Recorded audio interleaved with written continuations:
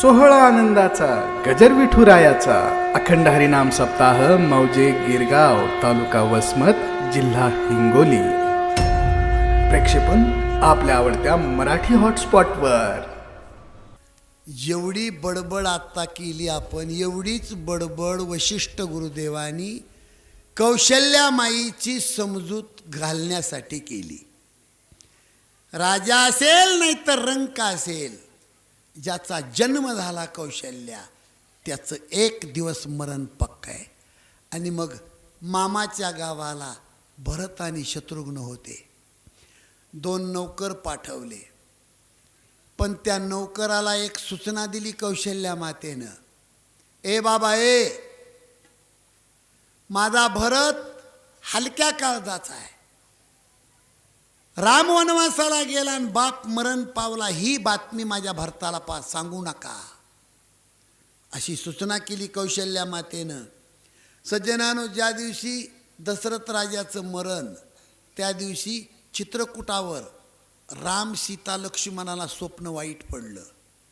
आणि त्याच रात्रीला मामाच्या गावात मध्यरात्रीला भरताला स्वप्न वाईट पडलं. भरत उठून आपल्या अंथरुणावर बसतो. मामानी विचारलं, ए भरत, काय रे बाबा, का उठला तू? झोप झोप. मध्यरात्री झोप, का उठला? त्यावेळेला भरताने सांगितलं, मामा, स्वप्न खूप वाईट पडलं मला. मामा म्हणले, भरत, स्वप्न खरं नसतंय. आपण सुद्धा म्हणतो स्वप्न खरं नसतंय. मामा म्हणले, झोप. स्वप्न कुठं खरं असतं का? ह्याच्यातला विको बंद कर थोडा. भरताने सांगितलं, गुरुदेव, आमच्या गुरुदेवांनी आम्हाला स्वप्नाचं शास्त्र शिकवलं. जर स्वप्नामध्ये एखादी बाई तिच्या अंगावर काळी साडी, काळा ब्लाऊज, डोक्याचे केस रिकामे सोडले असतील, तेल लावून विचारित असेल आणि आपल्याकडं पाहून दात काढून हसत असेल, अशी बाई जर स्वप्नात आली तर समजावं नक्की घरातलं कुणी मेलं किंवा दूर देशावर निघून गेलं. हे आमच्या गुरुदेवांनी आम्हाला शास्त्र शिकवलं. रात्रभर भरत झोपत नाही. एवढ्यामध्ये पहाटे पहाटे 2 शिपाई दारामध्ये पाहिले. का रे बाबा, एवढ्या लवकर आलाय तुम्ही पहाटे पहाटे? त्यावेळेला त्या दूतांनी सांगितलं की, भरतजी, तुम्हाला आणि शत्रुघ्नाला आई साहेबांनी लवकर अयोध्येला बोलवलंय. भरताने विचारलं, का रे बाबा, स्वप्न वाईट पडलं होतं, मनामध्ये दचकी होती का, काही कमी जास्त घडलंय का? त्या नौकरानं सांगितलं नाही, कारण कौशल्यामाईचा संदेश होता. फक्त भरताला बोलवलंय म्हणून सांगा, संदेश कुठलाच सांगू नका. घोड्यावर भरत आणि शत्रुघ्न बसलेले आहेत आणि अयोध्येच्या येशीमध्ये येतात. दशरथ राजाचं मरण ऐकून जगातली मोठी मोठी प्रतिष्ठित राजे लोक जमा झाले होते. ती गर्दी पाहून शत्रुघ्नाने भरताला विचारलं, दादा, हे एवढे लोक कशासाठी जमले, विचारू? त्यावेळेला भरतजी म्हणले, नको शत्रुघ्ना, तू जर एक विचारशील आणि काही कमी जास्त घटना घडलेली असली, ती जर आपल्याला इथंच कळाली तर इथंच डोकं बडू बडू रडावं लागेल आपल्याला. चल, कैकेयीच्या महालामध्ये आपले बाबा आणि रामदादा हमेशासाठी तिथं असतात. भरत आणि शत्रुघ्न कैकेयीच्या महालामध्ये जातात. भरताला पाहिल्याबरोबर कैकेयी पंचारतीचं ताट घेऊन येते ओवाळायला. नवरा मरून पडला. ह्यो कसं काळीज असन त्या बाईचं बघा. म्हणून चाणक्य नीतीमध्ये जन्माताच बाईच्या रक्तात 8 दोष सांगितलेत. त्याच्यातला निर्दयपणाचा एक दोष आहे. ह्यो इथं नवरा मरून पडलाय आणि भरताला ओवाळायला आली. बरं, एवढ्यावर थांबती का ती? ओवाळताना भरताला म्हणते, भरत, माझ्या माहेरातले सगळे खुश आलेत का रे? माझ्या माहेरातले सगळे खुशाल आहेत. इकडल्या पायरीवर भरताची पत्नी मांडवी उभी होती. राहू दे. आणि त्या मांडवीच्या डोळ्यातलं पाणी भरतानं पाहिलं. तुलसी रामायणामध्ये एक एक पॉइंट इतका सुंदर असतो. इकडे लक्ष द्या. त्या पायरीवर उभा राहिलेल्या मांडवीच्या डोळ्यातून पाणी वाहत होतं. त्या डोळ्यातलं पाणी भरताकडे पाहून काय बोलत होतं? भरतजी, दिवाळीच्या दिवशी तिळाच्या करंज्या आणि बुंदीचे लाडू करून तुमच्या तोंडात घास घालणारी माझी भोळ्या स्वभावाची जानकी, माझी बहीण 14 वर्षासाठी जंगलात गेली. आता तुम्हाला 14 वर्षे दिवाळीची करंजी आणि बुंदीचा लाडू नाही मिळणार. म्हणून मांडवीच्या डोळ्यातून पाणी गळत होतं. ते डोळ्यातलं पाणी पाहून भरतजी आपल्या आईला म्हणतात, दुखित परिवारू निहारा. परिवार या शब्दाचा अर्थ पत्नी होतो. ए आई, तुझ्या माहेरातले सगळे खुशाल आहेत, पण आपला महाल उदास का वाटतो ग? कौशल्या माता कुठे, माझे बाबा कुठे आहेत? गोस्वामी तुलसीजी त्याची चोपाई लिहितात. कहाँ कबूतात कहाँ सब नाता, कहाँ कबूतात कहाँ सब नाता, कहाँ कबूतात कहाँ सब नाता, कहाँ कबूतात कहाँ सब नाता.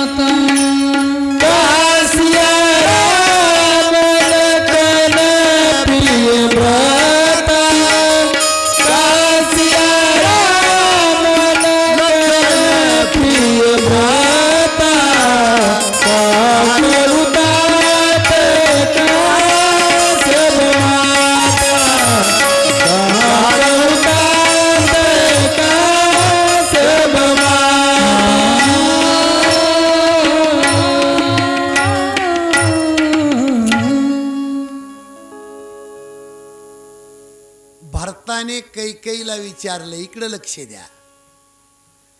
कहा कहू तात कहा सब माता, कहा सिया राम लखन प्रिय भ्राता, कहा कहू तात कहा सब माता. ए आई, माझे बाबा कुठे आहेत ग? माझी आई कौशल्या माता, सुमित्रा माता कुठे आहे? आई, माझा लाडका बंधू रामदादा कुठे? लखन भैया कुठे आहे? माझी भाभी सीता कुठे? त्यावेळेला ती कैकेयी म्हणते, हे भरत, सगळं चांगलं केलंय. अरे ती मंत्रदासी होती ना माझ्या साथीला, मंत्री, कालची तुम्ही गुरु केलेली मंत्री. ती कैकेयी म्हणती, मंत्री होती माझ्या साथीला म्हणून मी सगळं चोपून ठेवलंय. तुला काही घोर नाही, पण एवढंच आहे, तुझा राज्याभिषेक पाहण्यासाठी तुझे बाबा जिवंत नाही. आई, माझे बाबा मरण्याचं काय कारण? राम नाही वय वनवासाला गेला म्हणून तो हा बाप मिळाला. किती वाट लागली तरी काही माणसं लाकूड मोडल्यासारखं बोलतात, काडकून. त्याला नम्रता नाही, महागार नाही, लहानपणा नाही. किती घराचा सत्यनाश झाला, किती अवघड घटना घडल्या घरामध्ये, तरी कैकेयी म्हणती, राम नाही का वनवासाला गेला म्हणून तुझा बाबा मेला. सज्जनानो, राम वनवासाला, बाप मेल्याचं दुःख कमी वाटलं, पण राम वनवासाला गेला हे भरताला दुःख सहन झालं नाही. आणि मग भरताने कैकेयीच्या हाताला धरलं, माग पुढाशी ढकलली 2-3 बऱ्या. बोल कैकेयी, की मागच्या जन्मातली कोण होतीस तू? हे कैकेयी, तुझ्या जिभीत किडे का नाही पडले? तुझ्या हृदयाचे तुकडे का नाही झाले? चांडाळीन कुठली. लक्षात ठेव कैकेयी, या रघुवंशाची पद्धत आहे स्त्रीची हत्या न करणे, म्हणून तुला जिवंत ठेवतो. पण मरेपर्यंत तुला आई कधी म्हणणार नाही, लक्षात ठेव. हो, अधिकार संपवून टाकला. म्हणून आमच्या तुकाराम महाराजाला लिहावं लागलं, भक्तामध्ये देवामध्ये अंतर पाडणारे काही भक्ताला बाप आवडला नाही, काही भक्ताला बंधू आवडला नाही, आणि काही भक्ताला आई आवडली नाही. प्रल्हादे जनक, प्रल्हादाला आपला बाप नाही आवडला. बिभीषणे बंधू, बिभीषणाला रावण नाही आवडला. आणि राज्य माता निंदू भरते केली. भरताला आई आवडली नाही, प्रल्हादाला बाप आवडला नाही, आणि बिभीषणाला भाऊ आवडला नाही. प्रल्हादे जनक, बिभीषणे बंधू, राज्य माता निंदू भरते केली. आईचा संबंध सोडला. एवढ्यामध्ये ती मंत्रादासी काठी टेकीत धावतच आली, लटाक लटाक लटाक. त्या मंत्रादासीला वाटलं नक्की भरत मला बक्षीस देऊ शकतो.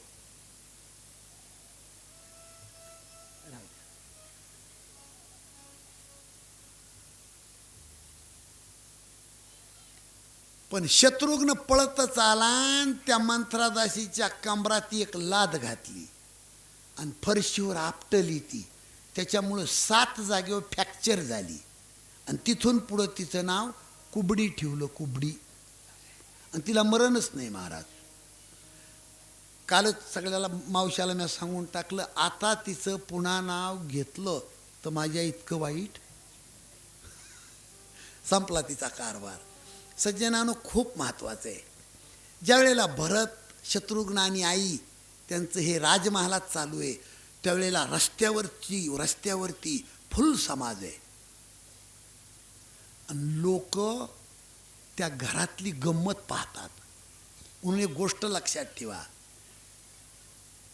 आपल्या घरातला तमाशा शेजाऱ्याने कधी पाहू नये असं घरच नसावं. तुम्हाला कळतं का? इकडं मराठी कळती का?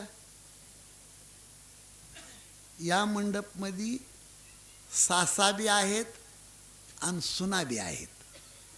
सर्वांना माझी विनंती आहे, आपल्या घरातला मोठा आवाज शेजाऱ्यानं नाही ऐकावा, त्याला घर म्हणतात. रामाच्या घरामध्ये एवढा मोठा घोटाळा झाला आणि त्यावेळेला भरत शत्रुघ्नाला म्हणतो, ए शत्रुघ्ना, आता आपल्याला हा महाल सोडून कौशल्या मातेच्या महालात जायचे.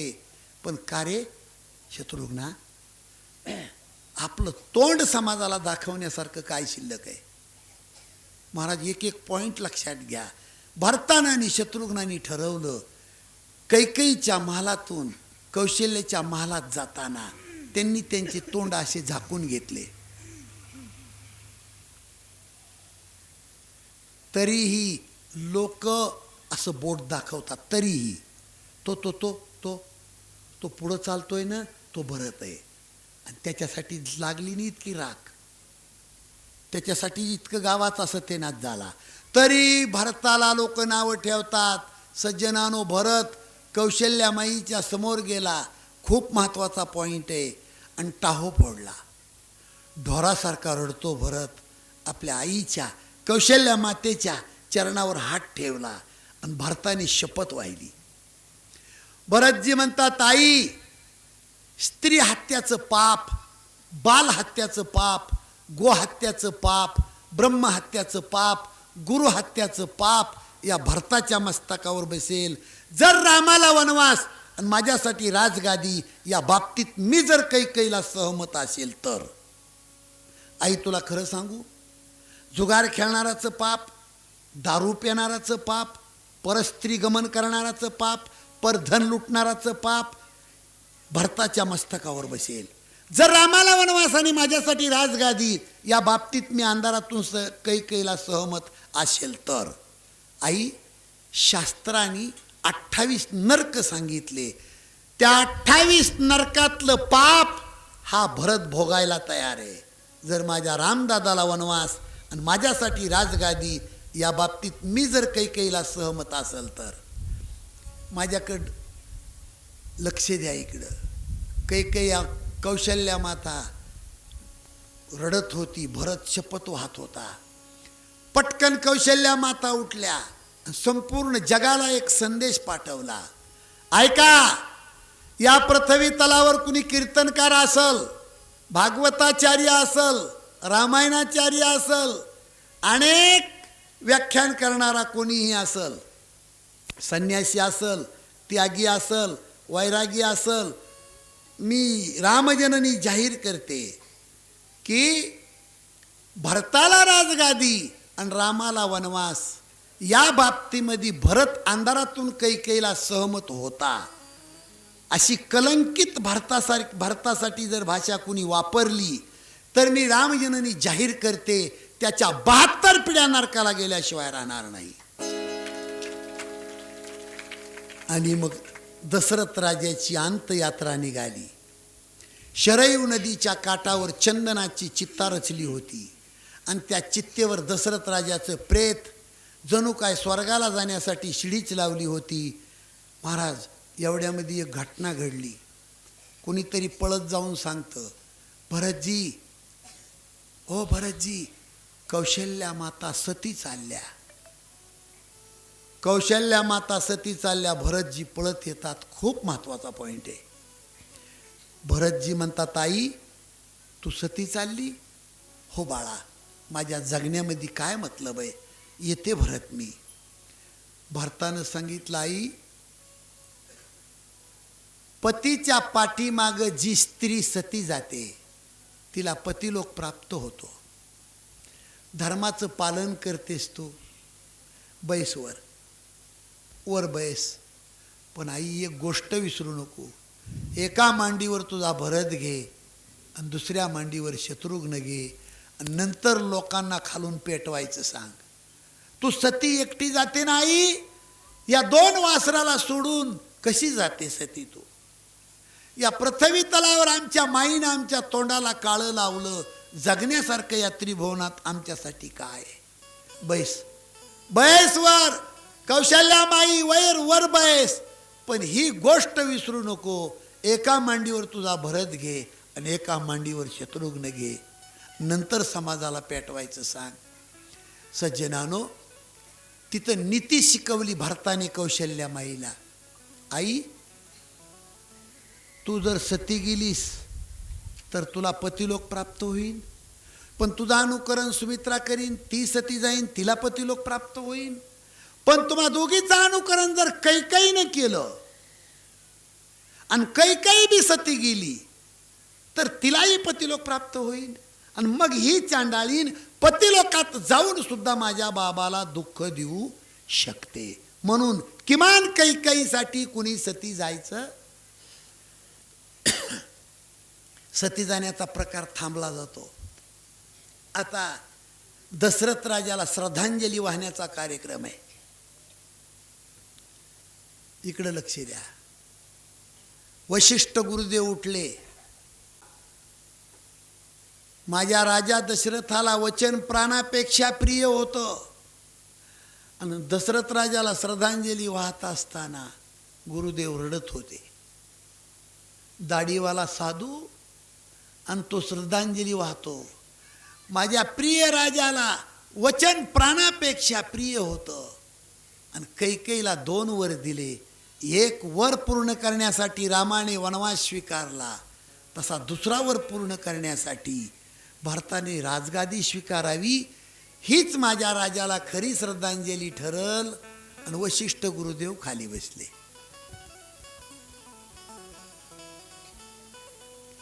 अनुमोदन देण्यासाठी कौशल्या माता उठल्या. आत्ता जे माझे गुरुदेव बोलले याला माझं अनुमोदन आहे. सज्जनानो, कौशल्या माता खाली बसल्या, पण रडतच उठले भरतजी. रडत उठले भरतजी. इकडे लक्ष द्या. आणि भरताने पहिला शब्द वापरलाय, गुरुदेव तुमचा क्रम चुकला.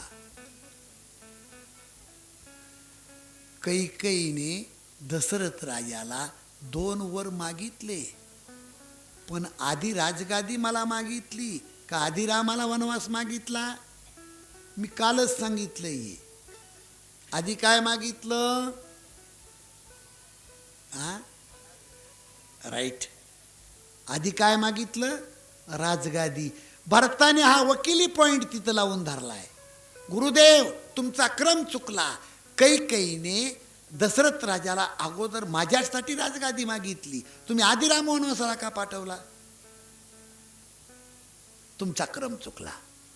तुम्ही आधी मला राजगादीवर बसवायला पाहिजे होतं रामाच्या हाताने, आणि नंतर रामाला आपण वनवासाला पाठवलं असतं. तुम्ही आधी राम वनवासाला पाठवला, जो मागालचा वर आहे तो आधी पूर्ण केला, आणि पहिला वर मागून मला राजगादीवर बसा म्हणता, हे कसं शक्य? आणि भरत दुसरा मुद्दा मांडतो, गुरुदेव माझ्यासारख्या पाप्याचं नाव राजगादीसाठी जाहीर झालं तर एवढा मोठा अनर्थ या नगरीमध्ये झाला, आणि माझ्यासारखा दुराचारी महापापी रामाच्या राजगादीवर जर बसला तर पाप्याच्या बोजाने कदाचित राजगादी रसातळाला जाऊ शकते. आणि तिसरा माझा मुद्दा आहे गुरुदेव, सत्तेचा असली मालक कोण? हे तुमचे घरं दारं बंगले सगळे जे आहेत आता गिरगावमध्ये, याचा खरा मालक कोण आहे? झोपले काय गडे हे लोक?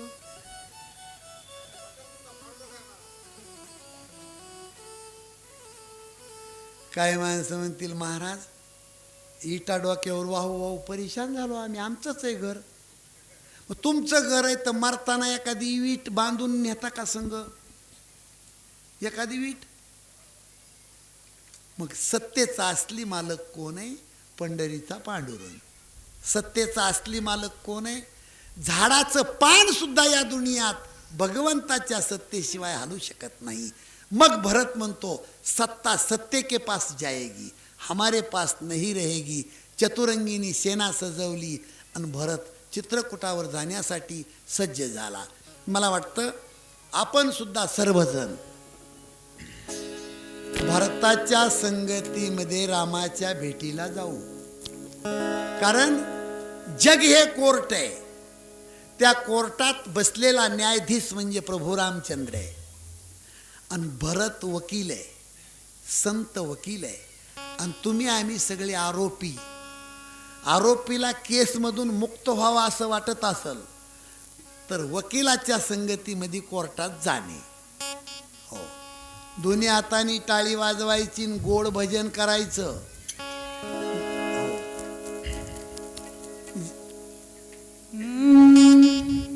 राधे राधे राधे श्याम से मिला दे. राधे राधे राधे श्याम से मिला दे. सीते सीते सीते राम से मिला दे. सीते सीते राम से मिला दे. राम से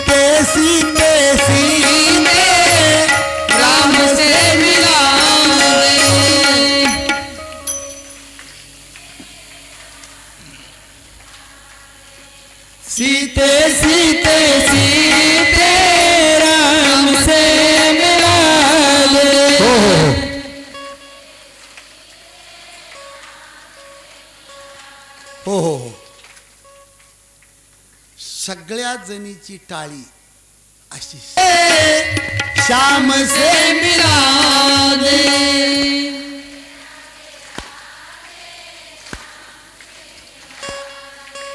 राधे राधे राधे श्याम से मिला दे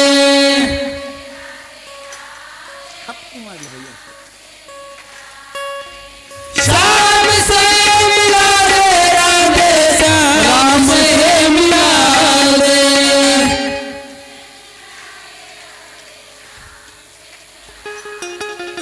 श्याम से मिला दे राधे श्याम से मिला दे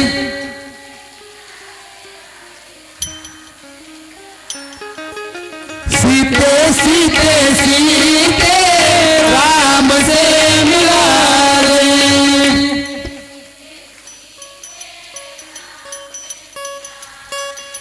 सीते सीते सीते राम से मिला दे वा वा राम से मिला दे सीते राम से मिला दे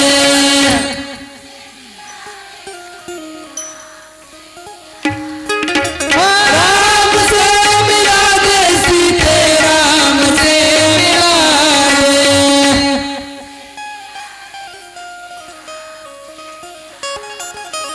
राधे राधे राधे श्याम से मिला दे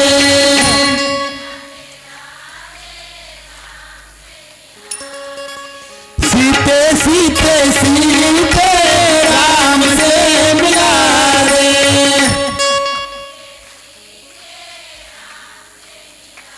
हे राम से मिला दे सीते राम से मिला दे वारे वा गिरगावच्या मावल्या बोला हे राम से मिला दे सीते राम से मिला दे चौकट फिरव ना सीते सीते सीते राम से मिला दे हा हा राधे राधे राधे राम से मिला दे वारे वा गिरगाव श्याम से मिला दे सीते श्याम से मिला दे हा हा हा ओ श्याम से मिला दे राधे श्याम से मिला दे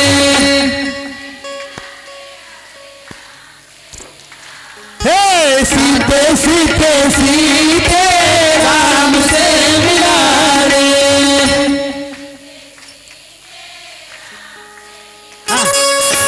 सीते सीते सीते राम से मिला दे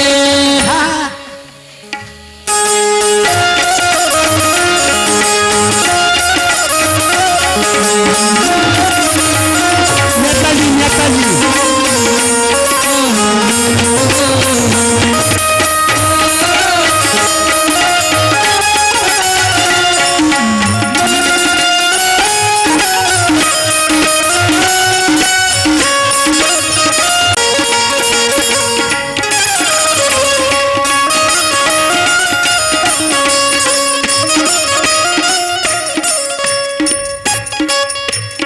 हो हो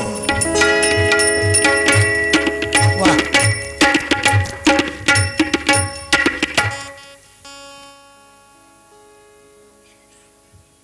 काय गोड भजन मावशा हो केलं हो तुम्ही काय गोड मरावान गिरगावात तुमच्या पोटाला माझा जन्म व्हावा नाही का आमची जनाबाई म्हणती मरण जावे बा माझ्याच्या पोटा यावे जनाबाई म्हणती मरावान माझ्या ज्ञानोबरायाच्या पोटाला यावा तसं छत्रपती शिवाजी महाराजांचा जन्म आपण साजरा करतो. मला वाटतं काही पूर्वीचा तुमचा माझा ऋणानुबंध असावा, आहे की नाही? इतक्या गोड मावल्या मी महाराष्ट्रात कधी, लातूरला एक असा प्रसंग आला बुवा आम्हाला फक्त, पण जाता जाता सगळ्या मावल्यांच्या चरणावर मी डोकं टेकवतो.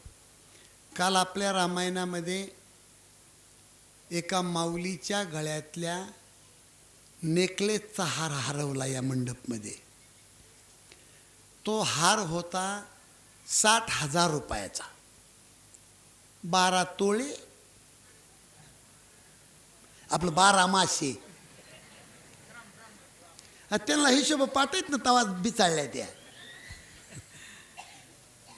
किती?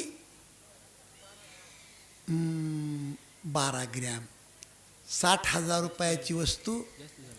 ज्या आपल्या मंडपमध्ये रात्रंदिवस सेवा करतात आदरणीय रामजी काका राऊत, त्यांच्या सुनाचा तो हार आहे.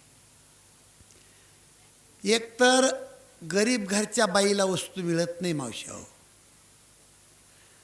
माझी आई नाकात इतकी सुंदर होती, पण गरिबी होती म्हणून नाकात घालायला नथ नाही मिळाली. नाक सुंदर होतं पण नथ मिळाली नाही माझ्या आईला. मला या मंडपमध्ये कुणाला चोर ठरवायचं नाही. कुणी चोर, आपल्याला चोर नाही म्हणायचं कुणाला, पण नजर चुकीनं लेकरांनी खेळता खेळता जर कुणाच्या घरात वस्तू आली असली, आपल्याला कोणाला चोर नाही म्हणायचं, पण खेळत खेळत एखादं लेकरू खेळत खेळत घरात येऊ शकते वस्तू कुणाच्या. आणि एक सांगतो तुम्हाला, ती वस्तू कुणाच्या घरात आली असेल, अजून लेकरा बाळाकडं कुणाकडं घरात शोध घ्या आणि ती वस्तू पोच करा. ती वस्तू जी माणसं पोच करतील ना, त्याच्या घरामध्ये देवासहित लक्ष्मी नाही नांदली तर माझ्या कानाला खडा लावा. आणि मी रामकाकाला जबान दिली की काल्याच्या अगोदर ती वस्तू तुमच्या घरी येऊन जाईन. राम काय झोपलाय का? राम झोपला नाही. खेळीमिळी गरिबाची वस्तू जर कोणाच्या घरी खेळीमिळी लेकरांनी खेळत खेळत आणली असली ना, तर एखादी बाई म्हणू शकते, महाराज आमच्या पोरानं आणलं होतं बाबा, हे काय ती बघा बरं, आहे का नाही? आणि नक्की त्या माऊलीचं, त्या घराचं कल्याण होऊन जाईन. कल्याण.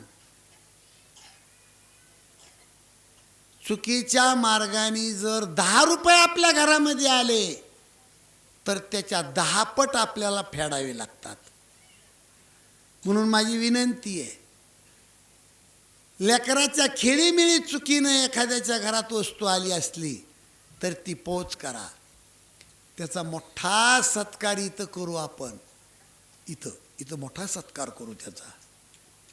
की आणि मला सांगायला होईल की पवित्र गाव आहे गिरगाव, माझं पवित्र हे मला महाराष्ट्रात सांगायला जमन.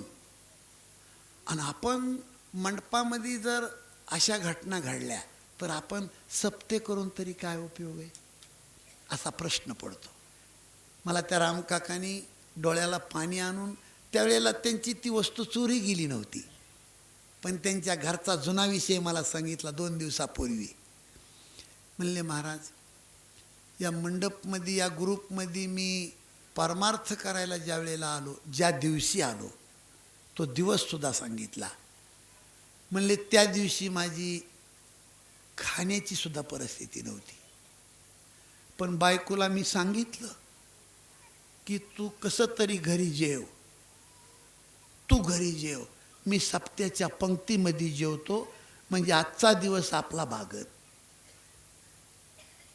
खायची सुद्धा त्यांची परिस्थिती नव्हती. इतक्या गरिबीतून आपल्या सप्त्यामध्ये रात्रंदिवस मेहनत करून ते मदत करतात. आणि त्या सुनाची, त्यांच्या लाडक्या सुनाची वस्तू आहे ती. ज्यांना बी कुणाला नजरी पडली असल त्यांनी अगदी आणून पोच करावी. त्या भाविकाचा माझ्या हस्ते सत्कार करतो आणि त्या माणसाचं नाव अमर राहील आपल्या सप्त्यामध्ये. हो. आणि रामप्रभूंनी, हनुमंतरायांनी, छत्रपती शिवाजी महाराजांनी ज्यांच्या घरामध्ये पुरुषार्थापैकी कुठलाही पुरुषार्थ माग, अर्थ माग, धर्म माग, काम माग, मोक्ष माग. माझ्याकडे लक्ष आहे का भाईजी? नक्की. तुमचं जरा दोघाच्या बी माना टांगा त्यात अशा मागं जरा, थोडं मागं जरा. ते मी उंचही नाही तर नाही का. खूप महत्वाचं आहे. तीर्थराज भरताला म्हणतंय तुला अर्थ देऊ.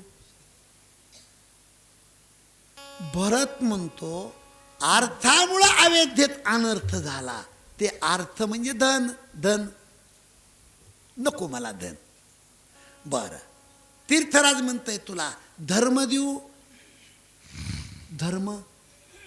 भरत म्हणतो जगानी धर्म पालन करावा, बंधुप्रेम टिकवावं. जगानी म्हणून माझा दादा जंगलात भटकतो धर्माचं रक्षण करण्यासाठी. असा जर धर्म असेल तो धर्म मला मान्य नाही. नीट लक्ष द्या.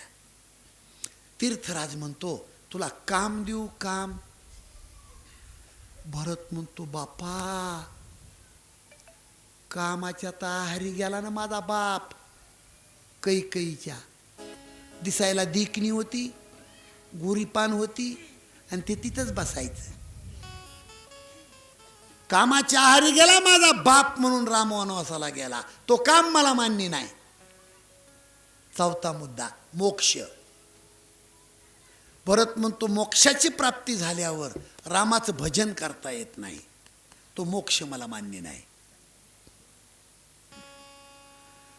अर्थन धर्मन कामरुनी गतीन करू निर्वाण. अर्थन धर्मन कामरुनी गतीन करू निर्वाण. जन्म जन्मावती राम पद वरदान तियावर रामचंद्र की जय. उमापती महादेव की जय. पवन सुत हनुमान की जय. बोल भाई सब संतन की जय. अर्थ नको, धर्म नको, काम नको, मोक्ष नको. मग काय पाहिजे?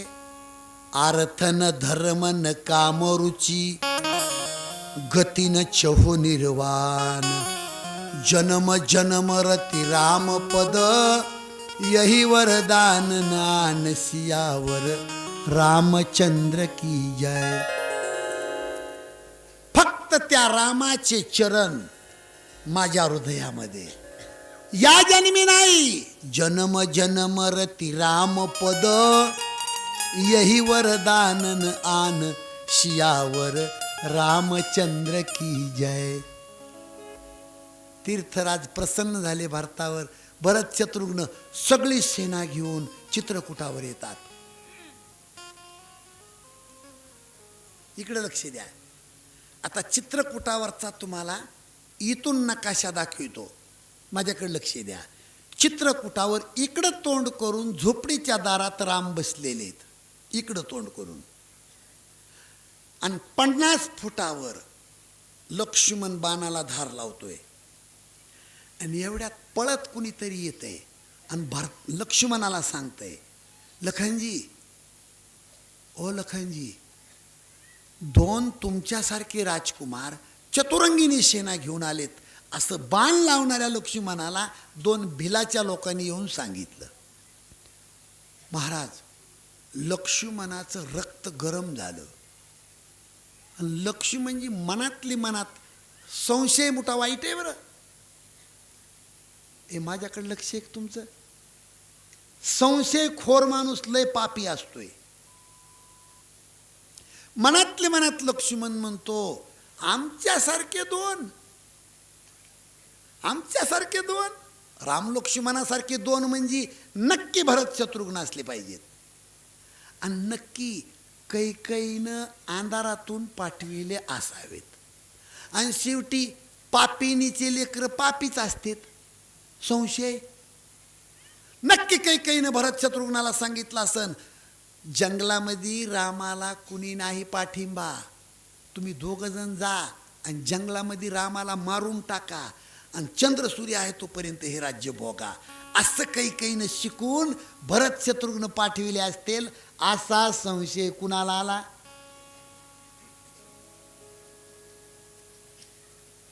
आणि बिघाडला लक्ष्मण. काही माणसं घरच्या घरीच बिघडतात, त्यांना कोणाला बोलायची बी गरज पडत नाही, आपोआप त्याचं सगळं टेन्शन वाढलेलं असतं. बिघाडला लक्ष्मण. ए भरत, अरे तुला वाटतं काय जंगलामध्ये रामाला कुणी साथीदार नाही? पण रामाच्या अंगाला हात लावून पाहतो भरत. अरे जंगलामध्ये वाघ जसा कोहल्याला फाडून फेकतो तसा हा लक्ष्मण भरत तुला फाडून फेकणार. मोठ्या मोठ्याने लक्ष्मण वरडायला लागला. ऐकायला कोण आहे हे? ऐकत आहे कोण? अहो राम ऐकत येत ना, रामाच्या डोळ्यातून पाण्याच्या धारा. काय पोरग हे, काय म्हणून माझ्या भरताला शिव्या देत हे? महाराज प्रसंग तुमच्या डोळ्यासमोर ठेवा. इतका बिघाडला लक्ष्मण, इतका बिघाडला. राम रडत येत, रामाचं तोंड इकडे, लक्ष्मणाचं तोंड इकडे, आणि एवढ्यामध्ये झोपडीच्या पाठीमागून भरत आणि शत्रुघ्न लक्ष्मणाकडे तोंड करून उभे राहिलेत. नकाशा आला लक्षात? आता भरत आणि शत्रुघ्न एकही शब्द बोलत नाहीत, पण दोन्ही भावाच्या डोळ्यातून पाण्याच्या धारा वाहतात. ते पाणी बोलतंय, ए लखन, आम्ही पापिनीचे लेकरं आहोत. लक्ष्मणा, तू देवाच्या पायाजवळचा पुजारी आहेस आणि कैकेयीने आमच्या तोंडाला काळं डांबर फासलंय, डांबर. कोण आहे या जगात लक्ष्मणा तुझ्याशिवाय? आम्हाला कोण आहे? लक्ष्मणा, अरे भटकत भटकत आलो, पाण्याचा घोट सुद्धा आम्ही भाऊ भाऊ पिलो नाही. बाबा मरण पावले, आलोय आम्ही, दादाच्या पायावर घालायचं काम कर. बघितलं काही रामायणातले मुद्दे तुम्ही? ते डोळ्यातलं पाणी याला बोलतंय. आता तिसरा मुद्दा सांगतो तुम्हाला. झोपडीच्या पाठीमागं भरत आणि शत्रुघ्न आलेले आहेत, हे रामाला माहीत नाही का? रामाला काय सांगायची गरज आहे? सगळं माहीत आहे, सगळं. पण पटकन राम उठून भरताला का नाही भेटत? मग त्याचं कारण सांगतो. बिघाडलेला लक्ष्मण जोपर्यंत सुधरत नाही तोपर्यंत रामाला उठायचं नाही.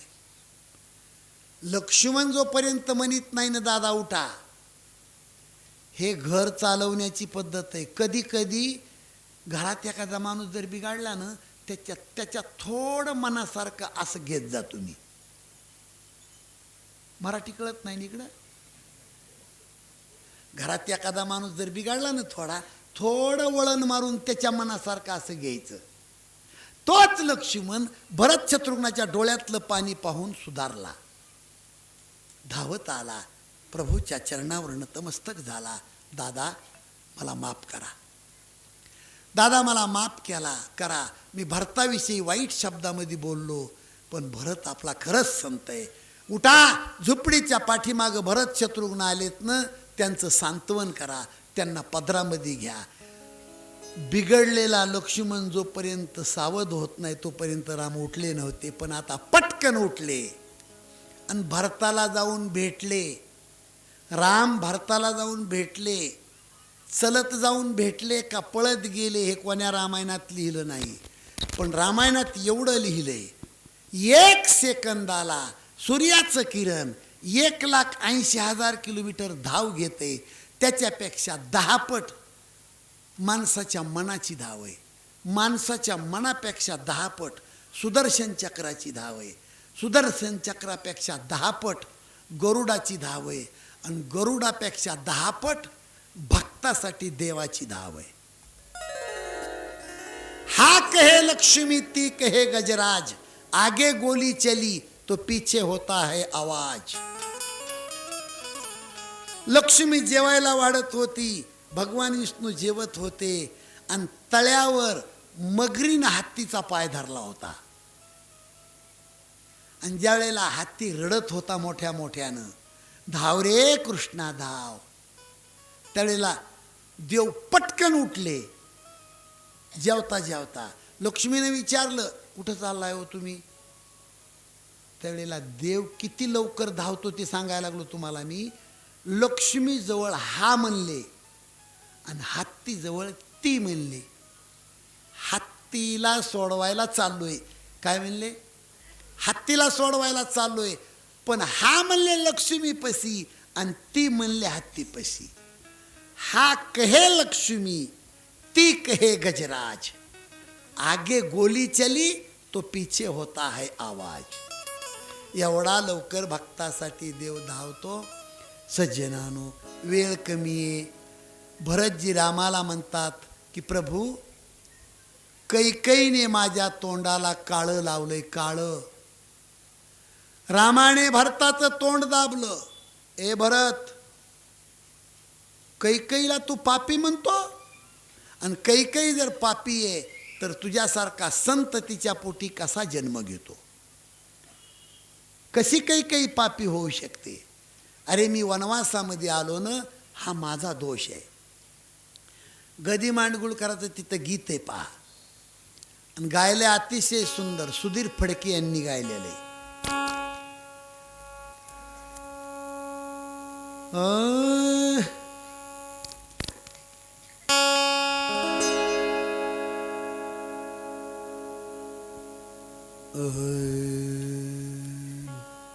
काळी एकचा पंचम धर,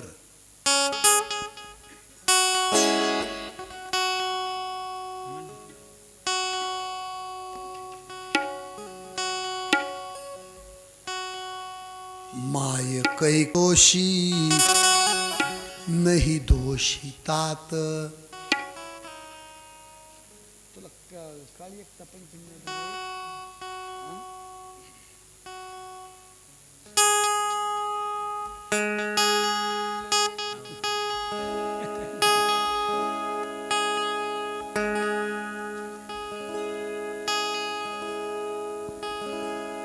काळी एकचा पंचम धर.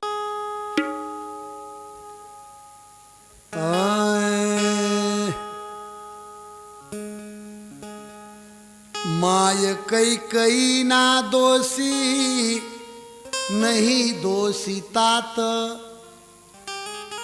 मी वनवासाला आलो ना, हा दोष कैकईचा नाही, हा दोष आपल्या बाबाचा नाही. माय कैकई ना दोषी नाही दोषी तात. राज्य त्याग कानन यात्रा असे सर्व जात. खेळ चालला से माझ्या पूर्वसंचिताचा. पराधीन आहे जगती पुत्र मानवाचा, दोष ना कुणाचा. जीवासवे जन्मे मृत्यू जोड जन्म जात. दिसे भासते ते सर्व विश्वनाशिवंत. काय शोक करिसी वेड्या स्वप्नीच्या फळाचा. पराधीन आहे जगती पुत्र मानवाचा, दोष ना कुणाचा.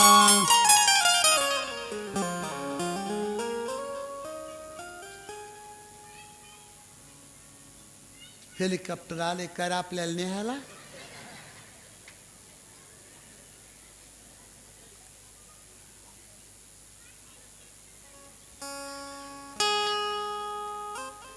हे पहा, इकडे लक्ष द्या. ज्या दिवशी माणसाचा जन्म होतो ना, त्या दिवशी मरण सोबतच घेऊन येतो माणूस. प्रत्येकाचं मरण आपल्या पदराच्या गाठीत बांधलेलं असतंय. तुम्हाला वाटतं का आपलं मरण मागं राहिलंय म्हणून? होय. ए नीट बसतो नाही रे. मांडी घाल.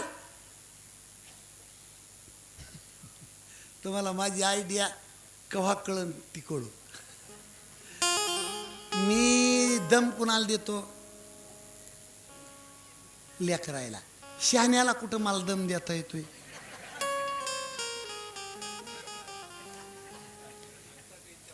हो. आणि त्यांना दम दिला की अख्ख्या मंडपात मांड्या वाजत्यात. हो ना, काय करू? शहाण्या माणसाला मला बोलता येत नाही. ह्या बिचाऱ्याला दम दिला, त्याच्या मांड्या मोडलेल्या बी नसत्यात. पण अख्ख्या मंडपात फटाफटा वाजत या. बरं झालं आज तरी तुम्हाला सांगायचं नव्हतं हे.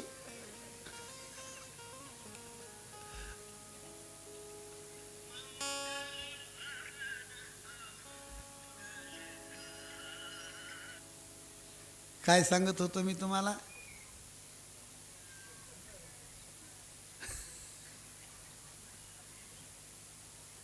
एक पंचम धर की वागा.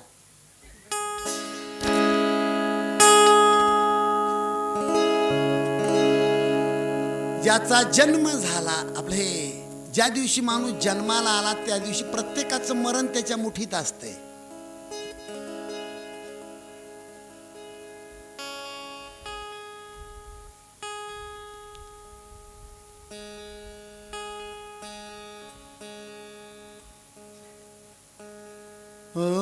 माय कै ना दोषी नाही दोषितात,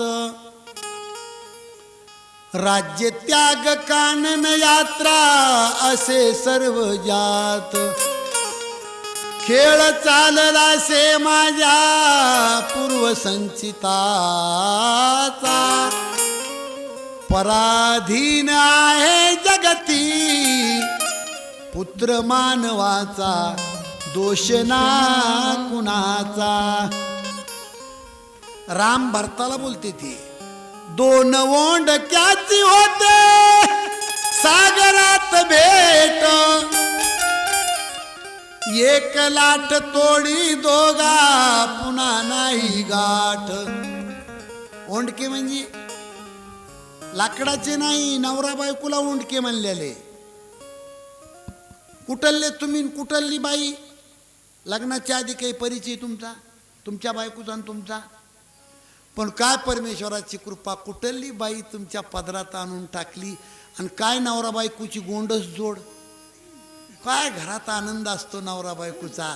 पण लक्षात ठेवा, एक दिवस असा येणार, आधी ती तरी जाईन, नाही तर आधी तुम्ही तरी जाणार.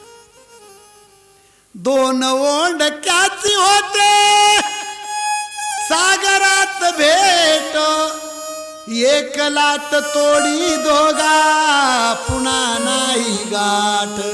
पुन्हा नाही भेट, क्षणिक तेवी आहे बाळा मेळ माणसाचा, पराधीन आहे जगती पुत्र मानवाचा, दोष ना कुणाचा. खूप महत्वाचं इकडे लक्ष द्या. रामाने भरताला मांडीवर घेतलं महाराज. नको आसू ढाळू आता पुसलोचनास. हे भरत, नको रडू, रडू नको रे बाबा भरत. रामाने भरताच्या डोळ्यातलं पाणी पुसलं. हे भरत, तुझ्या नशिबात आहे राजगादी आणि माझ्या नशिबात आहे जंगल. नको आसू ढाळू आता पुसलोचनास, तुझा आणि माझा आहे वेगळा प्रवास.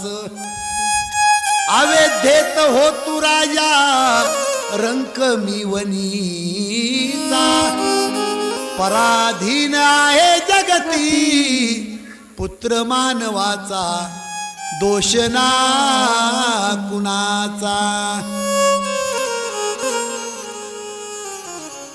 शेवटी रामाने हात जोडले सर्वांना. पुन्हा नका येऊ कोणी दूर यावनात, प्रेम भाव तुमचा माझ्या जागतो मनात. मान वाढवी तू आपुल्या अयोध्यापुरीचा, पराधीन आहे जगती पुत्र मानवाचा, दोष ना कुणाचा. रामाने आपल्या पायातल्या पादुका दिल्या, भरतानी त्या डोक्यावर घेतल्या आणि त्या चित्रकूट पर्वतावर थै थै थै थै थै थै भरतजी नाचू लागले, रामाच्या समोर नाचू लागले. आणि रामाला भरतानी सांगितलं, रामाने अगोदर भरताला सांगितलं की भरत, 14व्या वर्षाचा शेवटचा दिवस सूर्य मावळायच्या अगोदर मी येईन, तू चिंता करू नको. भरताने सांगितलं, दादा मी तुमच्या पादुका घेऊन जातो अयोध्येला, पादुकाची पूजा करतो, मी राजगादीवर कधी बसणार नाही, लक्षात ठेवा. तुम्ही रामायण ऐकायला आलात, बंधुप्रेमाचं नातं शिकवलंय. राजगादीवर मी बसणार नाही, पण दादा मी तुमची शपथ घेऊन सांगतो, एक गोष्ट डोक्यात ठेवा, 14व्या वर्षाचा शेवटचा दिवस आणि त्या दिवशी जर तुम्ही अयोध्येमध्ये नाही आलो, तुम्ही नाही आले, तर 15व्या दिवशी हे विश्व शोधून सुद्धा भरत तुम्हाला सापडणार नाही, लक्षात ठेवा, नाही सापडणार. आपल्या बंधूच्या पादुका घेऊन भरतजी येतात अयोध्येला आणि सज्जनानो राजगादीवर त्या पादुकाची पूजा केली, कौशल्या मातेची परवानगी घेतली आणि नंदीग्रामामध्ये जाऊन 14 वर्षासाठी अधिष्ठान मांडलं. बरं का, घडलेली घटना सांगतो तुम्हाला, घडलेली घटना. मुंबईला मोरारजी बापूचं रामायण चालू होतं. मुंबईला मोरारजी बापूचं रामायण चालू होतं आणि 20 वर्षापासून सख्या भावाचं भांडण होतं. तालुक्याहून मुंबईच्या हायकोर्टात गेलं होतं. जमिनीचा वाद होता. जमीन बापाचीच, पण भावाभावाचा वाद होता आणि उद्या हायकोर्टात तारीख होती म्हणून मुंबईला गेले होते सख्खे भाऊ. आणि जिथं गेले होते तिथं मोरारजी बापूचं रामायण होतं रात्री 7 ते 10. आणि रामायणामध्ये प्रसंग होता बंधुप्रेमी राम आणि भरत भेटीचा प्रसंग होता. रामायण मोरारजी बापूचं चालू होतं. त्या कोपऱ्यामध्ये मोठा भाऊ बसला होता, या कोपऱ्यामध्ये छोटा भाऊ बसला होता. रामायणाच्या व्यासपीठावर सांगतोय तुम्हाला, आपल्या महाराष्ट्रामध्ये सत्य घडलेली घटना आहे. सख्खे भाऊ होते, पण एकमेकाचा खून करण्यासाठी 50-50 हजार रुपये, लाखो रुपये सुपारी दिली होती. सुपारी की माझ्या भावाला तू मारून टाक, तुला 5 लाख रुपये देतो. एकमेकाचा खून करायचा ठरला होता. पण भरत भेटीचा प्रसंग मोरारजी बापूच्या मुखातून ऐकला. मोरारजी बापूनं रामायणात सांगितलं की रामायण हे मंडपमधली कथा नाही, याला घरी घेऊन जा. एका आईच्या उदरातून आलेले तुम्ही सख्खे भाऊ आहेत, एका आईच्या उदरातून आलेले सख्खे भाऊ, आणि स्वार्थापोटी धनसंपत्तीपोटी तुम्ही एकमेकाचे विचार तोडून टाकता. अरे काय घेऊन येताना आणलंय तुम्ही आणि जाताना घेऊन काय जाणार? कशासाठी भांडण खेळता?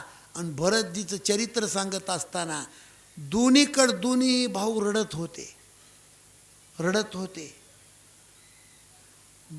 रामायणाची आरती संपली आणि इकडचा भाऊ पटकन उठला आणि इकडं स्टेजवर आला आणि हजारो लोकांच्या साक्षीनं बापूच्या चरणावर मस्तक टेकवलं. बापूजी, 40 वर्षापासून भांडण आहे आमच्या भावाभावाचं, 20 वर्षापासून.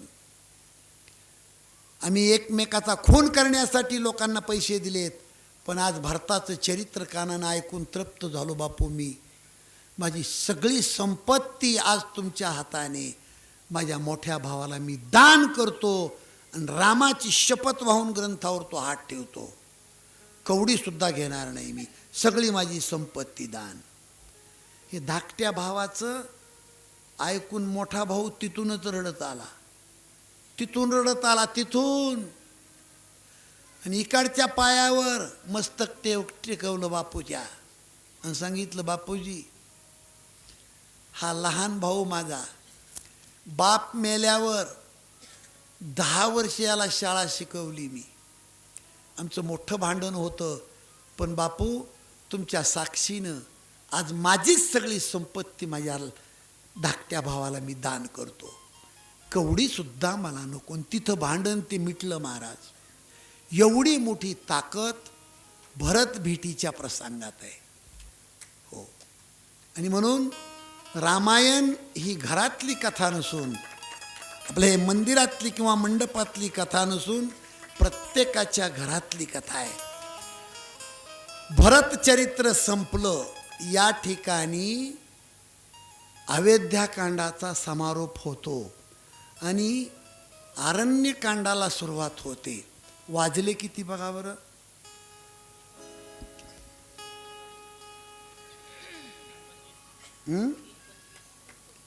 3:25. 4च्या आत नाही सोडायचं ना आपल्याला. हो,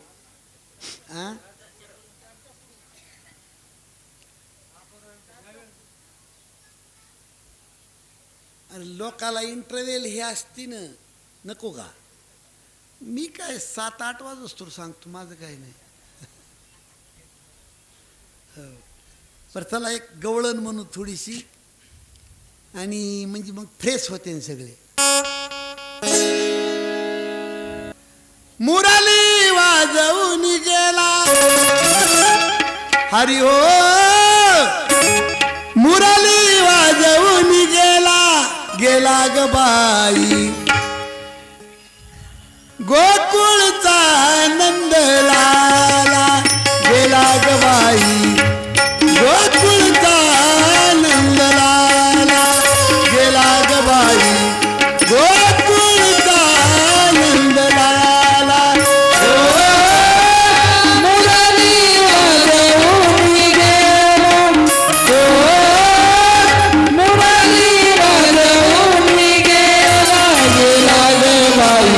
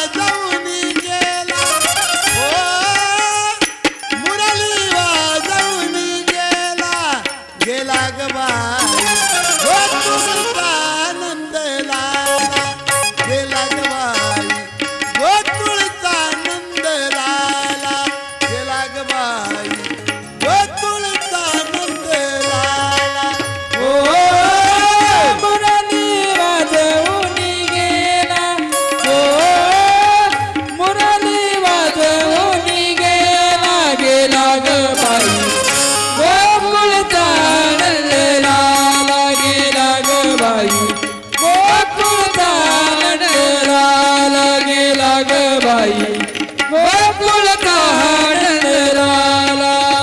घागर घेऊन पाणी अशी जाता घागर घेऊन पाणी अशी जाता वाटेवरती काना उभा होता वाटवरती काना उभा होता. हो मुरली वाजवून गेला हो मुरली वाजवून गेला गेला ग बाई गोकुळचा आनंद लाला गेला ग बाई गोकुळचा आनंद लाला गेला ग बाई गोकुळचा आनंद लाला हो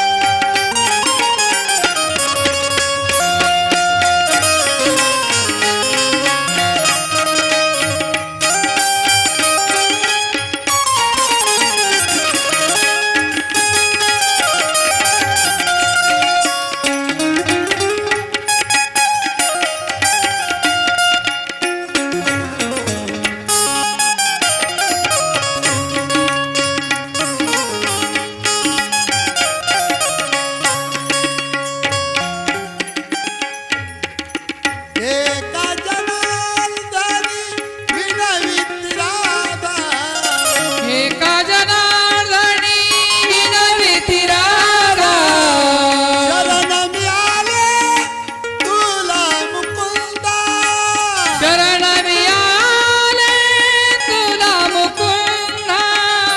हे मुरली वाजवून गेला हो मुरली वाजवून गेला गेला गेला ग बाई गोकुळचा आनंद लाला गेला ग बाई गोकुळचा आनंद झाला. गेला ग बाई गोकुळचा आनंद झाला. नंदलाला नंदलाला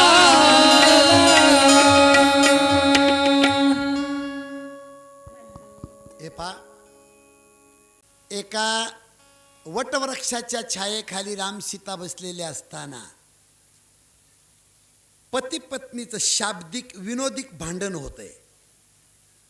त्या झाडाला एक वेल बिलगलेली होती. त्या वेलीला पाहून राम सीतेला म्हणतात, जानकी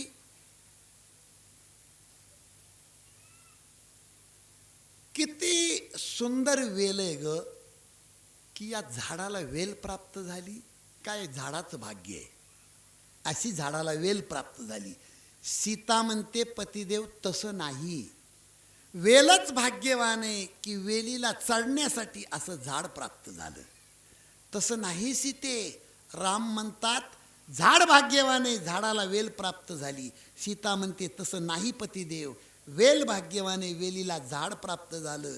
एवढ्यात लक्ष्मणजी येतात. थांबा, कशाचं भांडण आहे? राम म्हणले, लक्ष्मणा तू सांग, झाड किती भाग्यवान आहे, झाडाला वेल प्राप्त झाली.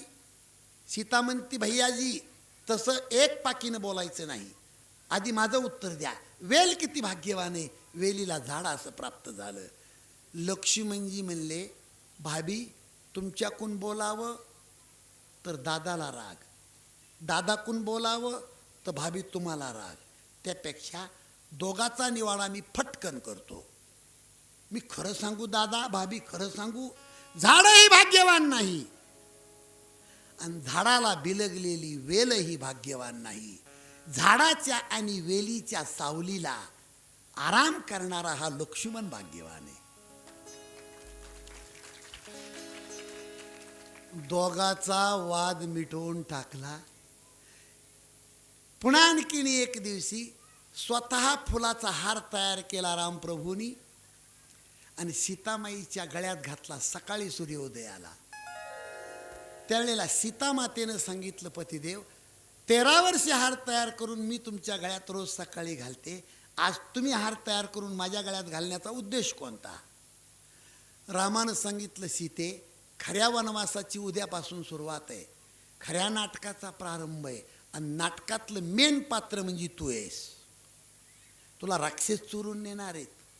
म्हणून खरी सीता सत्कार करून मी आज अग्नीत ठेवतोय आणि मायावी सीता माझ्यासोबत ठेवतोय.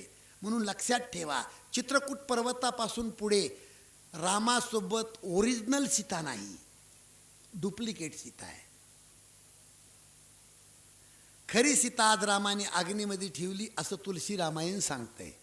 नाहीतर खरी सीता रावण उचलून नेतो. सीता स्वयंवरामध्ये ज्या धनुष्याचा घोडा करून सीता खेळत होती, तो धनुष्य उचलायला गेला, ती धनुष्य अंगावर घेऊन पाडला रावण. ती सीता रावणाला कशी उचलल? साधं गणित आहे. आणि मग रावण मारल्यावर अग्नी पेटवला आणि अग्नीतली सीता रामानं काढून घेतली असं रामायण आहे. नाही तर दोघी जणी एका जागेवर आल्या ना, दोघी जणी की बोलता बोलता म्हणतात, सीताची नाही का अग्नी परीक्षा घेतली रामानं. दोघी जणी एका जागेवर आल्यावर माय राक्षसाच्या कुळात होती ना 6 महिने, आणि घरी आणताना माय रामानं नाही का तिची अग्नी परीक्षा घेतली. आता घरचे तोंड आहेत, त्याला कोणी हात लावावा? अग्नी परीक्षा नाही मावल्या हो, आज अग्नीत ठेवली. रावण मारल्यावर तिला काढून घेण्यासाठी अग्नी पेटवला होता. राक्षसाच्या कुळात होती म्हणून तिची परीक्षा नव्हती ती, असं रामायण शिकवतंय. चला, फुलाचा हार घालीत असताना एक तिथं बदमाश कावळा येतो. कावळा कावळा आणि सीतामाईच्या डाव्या पायाच्या अंगठ्यावर चोच मारतो. भडकून रक्ताची धार लागती. कावळा पळण्याचा प्रयत्न करतो, पण रामाने त्याच्या पाठीमागं बाण सोडला. कावळा पुढं बाण माग, कावळा पुढं बाण माग, कावळा पुढं बाण माग. जगात फिरतो कावळा, पण कावळ्याला कुणी सहकार्य करत नाही. कावळा कोण होता?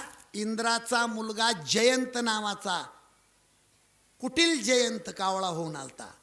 रामाच्या पत्नीच्या हो कावळा आहे बघा तो.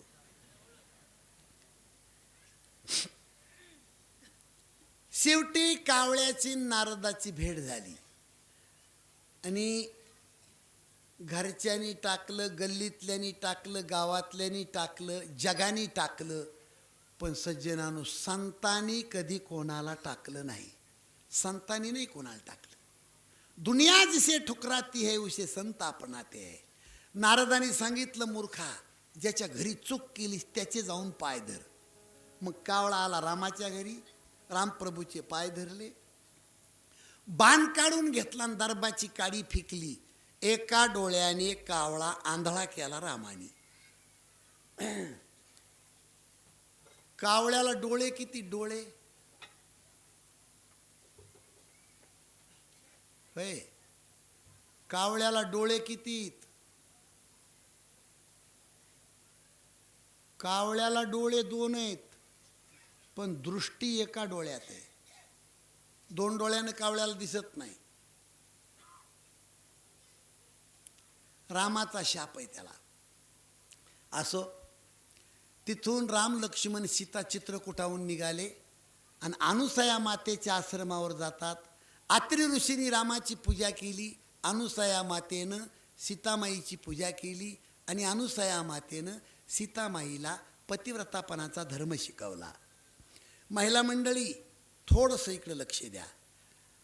महान पतिव्रता 2 स्त्रियांचा संवाद आहे रामायणामध्ये. अनुसया माता म्हणते, जानकी, स्त्रीच्या जीवनामध्ये स्त्रीचा सांभाळ करणारे माय बाप आणि बंधू ठराविक काळ असतात, पण त्या स्त्रीला शेवटच्या श्वासापर्यंत सांभाळणारा तिचा पती असतो. म्हणून प्रत्येक स्त्रीने आपल्या पतीला परमेश्वर समजून त्याची सेवा करावी. दुसरा मुद्दा, आपला पती बाहेर असेल, आपला पती आंधळा असेल, आपला पती मुक्का असेल, आपला पती काळा असेल, आपला पती नाकात नकटा असेल, आपला पती भिकारी असेल, आपल्या पतीला रोग असेल, आपला कसाही असल अनुसया माता म्हणते कसाही असल, पण देव समजून त्या पतीची जी बाई सेवा करते ती स्त्री महान पतिव्रता आहे, कसाही पती असल. तिसरा मुद्दा अनुसया माता म्हणते जानकी पतिव्रता स्त्रीच्या 4 खाणी सांगितल्या. उत्तम पतिव्रता, मध्यम पतिव्रता, कनिष्ठ पतिव्रता, सामान्य पतिव्रता. उत्तम पतिव्रता स्वप्नात सुद्धा आपल्या पतीचा चेहरा सोडून इतर पुरुषाचा पाहत नाही, जगातली हाय लेवलची पतिव्रता. जर चुकून तिच्या समोर स्वप्नात देव आला तर देवाला सुद्धा म्हणते ती, कोण तू? देव म्हणतो मी भगवान विष्णू आहे.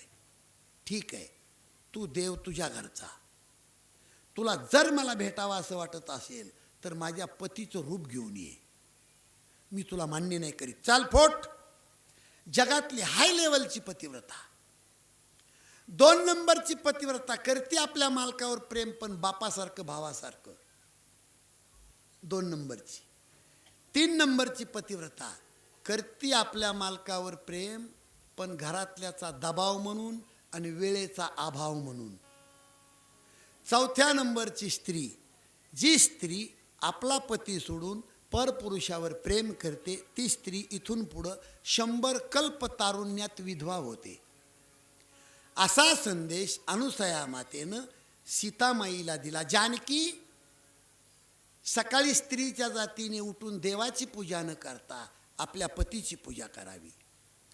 हो, म्हणून महिला मंडळीला संदेश आहे, आगाव देवदेव करण्यापेक्षा प्रत्येक बाईने सकाळी स्नान संध्या झाली की आपल्या पतीच्या चरणावर हळद कुंकू लावून पूजा करावी, त्याच्यावर एखादं फूल ठेवावं आणि डबडबल्या डोळ्याने प्रत्येक बाईने भगवंताला भीक मागावी. ए परमेश्वरा, तुला काही धन दौलत मागत नाही, एकच भीक मागते की माझं कुंकू माझ्यासोबत जावं, याची भीक मागावी प्रत्येक बाईने. नाही तिच्या मालकाचं आयुष्य वाढलं तर हे रामायण खोटं ठरू शकतंय. जमलं ना? आता कोण कोण पूजा करीन उद्या?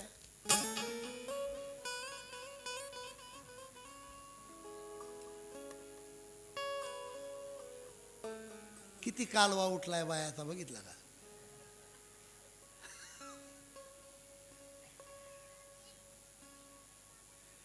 करा पूजा करा. सगळं असो. माझ्या लहानपणी एक आमच्या गावाजवळ 1 तारी भजन करणारा म्हातारा यायचा. मी 8 वर्षाचा होतो, माझ्या पक्क डोक्यात आहे. माझी आई अशी रस्ता झाडीत आली ना पहाट, ते पहाटच पीठ मागायचं आणि काय म्हणायचं ते म्हातारं, रोज सकाळी उठून करावे पतीचे दर्शन, आपुल्या पतीला ओ नित्य माना तुम्ही देवा प्रमाण. जरी का पती राग भरले बाईनं बोलावा हसून, अपराधाची क्षमा मागावी पदरे पसरून.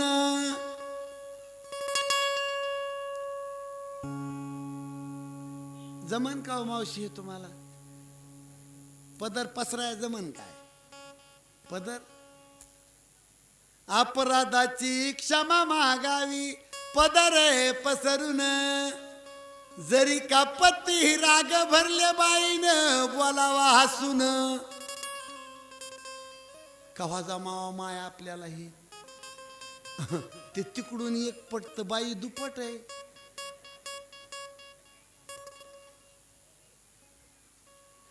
सीतामाईला पतिव्रतापणाचा धर्म शिकवला, नवे कपडे परिधान करण्यासाठी दिले आणि तिथून राम सीता लक्ष्मण निघाले वाल्मिक ऋषीच्या आश्रमावर. वाल्मिक ऋषीला रामानं राहण्याचं ठिकाण विचारलं. वाल्मिक ऋषी म्हणले, प्रभू तू गरिबाची टिंगल करतो, अरे तू नाही अशी जागा कोणती आहे? तुम्ही बारकाईने लक्ष देता माझ्याकडं.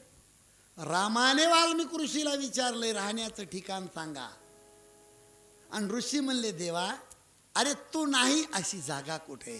पण लौकिक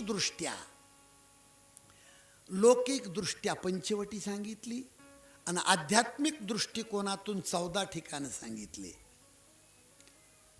ओय जिनके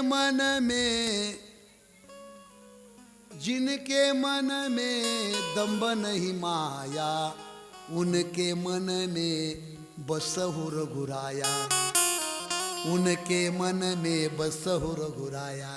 ज्याच्या मनामध्ये कुठलाच भेद नाही. अरे तुझी कीर्ती ऐकल्यावर ज्याचे कान तृप्त होतात, तुझं भजन केल्यावर ज्याची वाणी तृप्त होते, हे तुझे राहण्याचे ठिकाण आहेत देवा. पण लौकिक दृष्टीने नाशिक जिल्हा पंचवटी आणि मग पंचवटीच्या ठिकाणी जाऊन रामाने वास्तव्य केलं. 2 पर्णकुट्या बनवल्या. अगदी थोडक्यात मी सीता चोरीला लावतो हां, पण तोपर्यंत सुट्टी देत नाही हां. कारण आपल्याला इथं ठाणं कोणतं आहे? तुम्हाला ठाणं कोणतं आहे?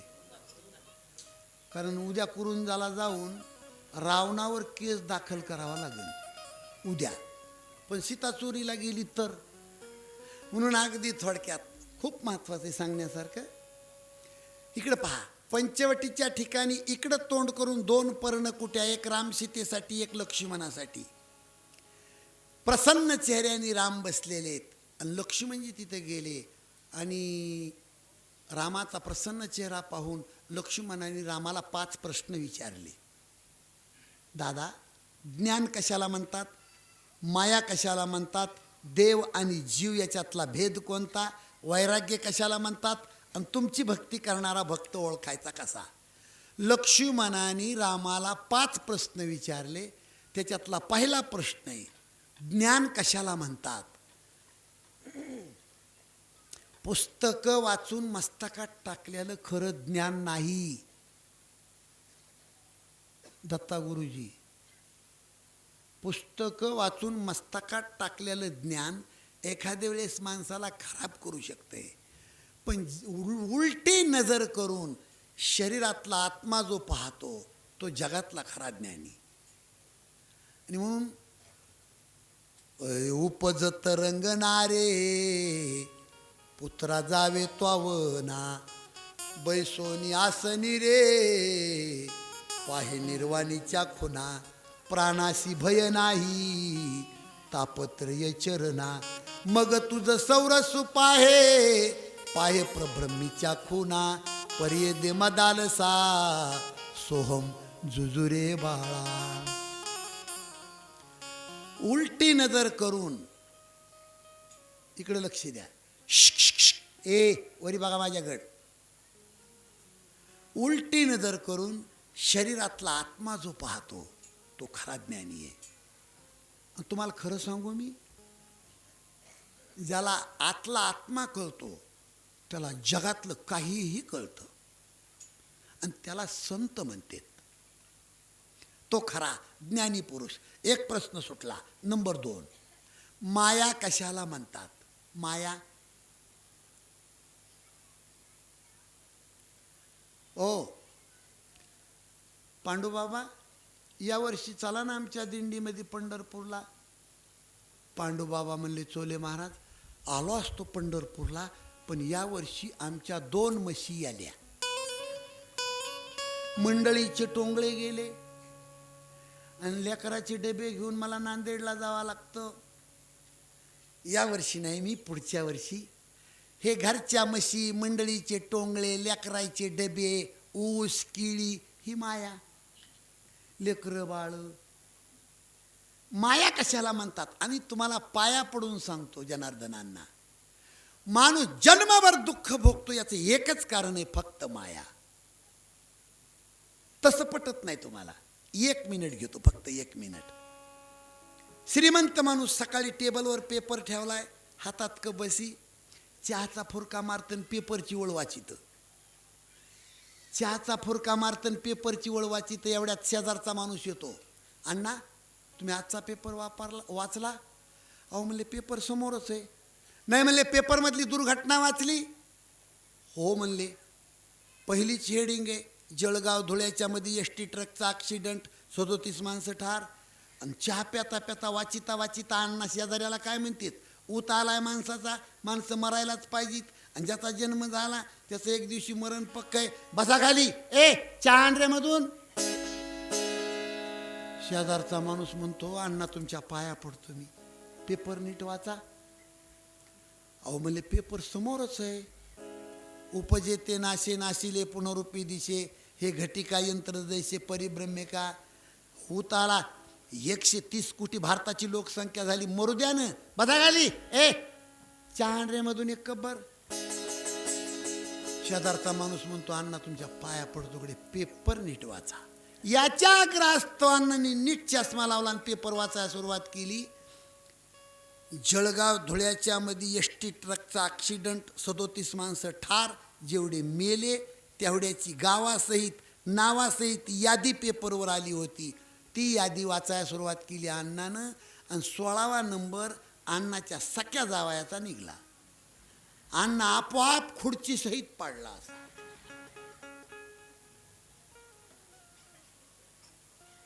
आधी काय म्हणत होता अण्णा, आता कणतो, ए नार्या ए क्यार्या मोबाईल लाव बाबा, कुठे जळगाव कुठे धुळे, गाडी आणा. अरे बाबो लागला आरडायला. आता काय अण्णाला कळ लागली, आत्ताच म्हणत होता लय उता आलाय मरू द्या. आपल्याला हसून जिरवायचं नाही, माझे पण फक्त दुःख देतंय, आणि हे पटत नसल तर 1 मिनिट घेतो फक्त, 1 मिनिट. 5 वर्षाच्या नंतर मावशीच्या गावाला बाळू गेला, आणि बहिणीचं पोर आलंय म्हणून इतकी मावशी खुश. सकाळीच शेवयाचा भात, गावरान गाईचं दूध, त्याच्यावर तूप, निस्त्या दह्याची कढी, निस्त्या तुपातला शिरा, पुरी, कांदा भजे, सुपर नाश्ता केला. आणि बाळूला मावशीनं समोर बसून पोटभर जीव घातलं, आणि क्वाटवर कूलर आणि टी व्ही लावून दिली. आणि जेच मावशी सकाळी 9ला गावात गेली, ती दुपारी 3:30ला वापस आली. गरम झाला बाळू, आणि मावशीवर भडकाला, का ग ए मावशी, 5 वर्षांनी आलो तुझ्या गावाला, काही हिताच्या गोष्टी सांगशील म्हणून. सकाळी 9ला गेली आणि 3:30ला आली. हे ग मावशी. मावशी म्हणली, बाळू आमच्या गावातल्या पाटलाची मुलगी बेमार आहे, आताच नांदेडहून आणली. सगळ्या गावातल्या बाया गेल्या होत्या भेटायला म्हणून मीही गेले भेटायला. पडल्या पडल्या बाळू म्हणायचा, पाटलाची असू दे नाही तर सरपंचाची असू दे, ती बेमार आहे, तू काय डॉक्टर आहेस? बेमार माणसं नीट करायला तू डॉक्टर आहेस, आणि मेलेले माणसं तू जिवंत करती. हे ग मावशी.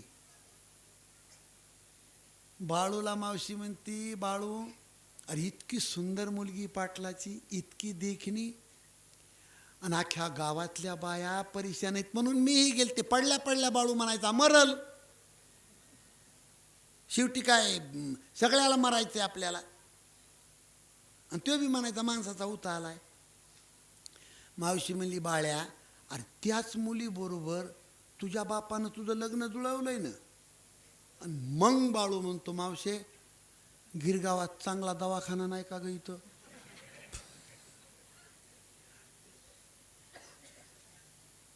दृष्टांत संपला. कधी कळ लागली? माझी कळाली. आमचे ज्ञानोबा राया म्हणतात, या देहाचा भरवसा पुत्रानं धरावायसा, माझे माझे म्हणून या बहु दुःखाचा वळसा, बहुत ठकियले मृग जळाची आशा, तृष्णाही सांडोनिया योगी गेले वनवासा, परियदे मदालसा सोहम जुजुरे बाळा. सज्जनानो, देव आणि जीव याच्यातला भेद मायाच आहे. वैराग्य कशाला म्हणतात? वैराग्य वस्तू प्राप्त असून वस्तूचा त्याग, आणि त्याग वेगळा आणि वैताग वेगळा. वयाचे 65 वर्ष अख्ख्या महाराष्ट्रामध्ये फिरला, पण एका मुलीनं पसंत केला नाही आणि 66व्या वर्षी मग लोकमत पेपरला बातमी छापतो, इथून पुढे पठ्ठ्या ब्रह्मचारी राहणार, पोरगी कुणी देत नाही हे छापायला काय तुला रोग उठला का? याला काय म्हणायचं? वैताग. याला म्हणायचं वैताग. आणि त्याग कशाला म्हणायचं? त्याग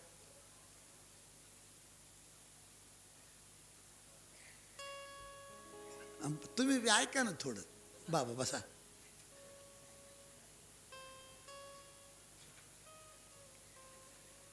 दोनशे एकर शेती, 200 एकर, बसायला फॉर्च्युनर गाडी, कोट्यावधी रुपये बँकेमध्ये बापाच्या लेकाच्या नावावर, एकुलता एक 22 वर्षाचा तरणा बांड मुलगा. नांदेड जिल्हा, परभणी जिल्ह्यातून फोन येतो बापाला की तुमच्या राजकुमाराला आमची मुलगी देण्याची इच्छा आहे, आम्हाला चौकशी केल्याशिवाय सुईरपण करू नका. पण बापाला अंधारात 22 वर्षाच्या मुलांनी सांगितलेलं असतंय, बाबा मला स्वामी विवेकानंदासारखं जीवन जगायचे, मला लग्न करायचं. अरे 200 एकर शेती आहे, बसायला फॉर्च्युनर गाडी आहे, 10 जिल्ह्यात बापाचं नाव आहे, बघावा त्या बँकेमध्ये पैसे आहेत, पण सगळ्या वस्तू प्राप्त असून त्या वस्तूचा त्याग, याला म्हणायचं वैराग्य. याला काय म्हणायचं? वैराग्य. चला पुढं.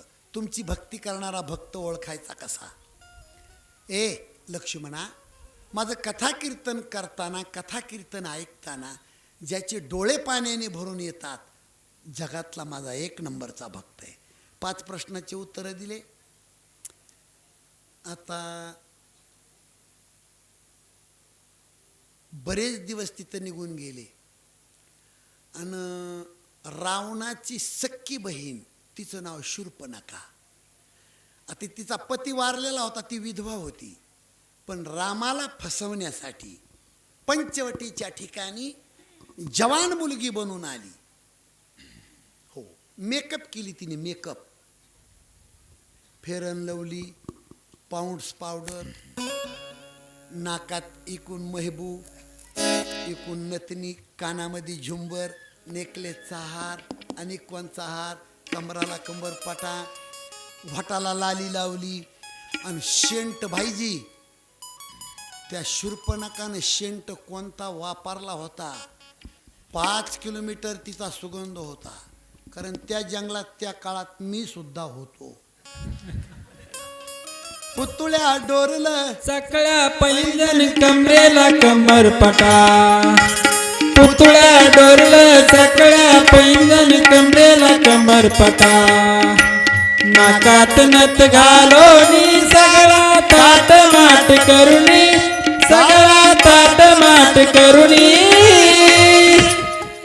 नेसले साडू पैठणीचा, नेसले साडू पैठणीचा, नेसले साडू पैठणीचा, नेसले ग शालू पैठणीचा, नेसले ग शालू पैठणीचा, नेसले ग शालू पैठणीचा.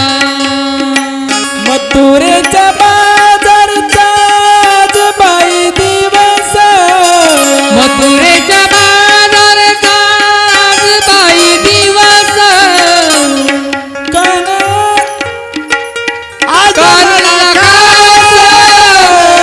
काला भेटणार आज मला खास. नाव ठेवू नका कुणी ग बाई, मला नाव ठेवू नका कुणी, नाव ठेवू नका कुणी ग बाई, मला नाव ठेवू नका कुणी. पुतळ्या डोरलं सकळ्या पैंजण कमरेला कमरपटा, नाकात नथ घालोनी सगळा ताट माट करुणी, सगळा ताट माट करुणी, नेसले साडू पैठणीचा.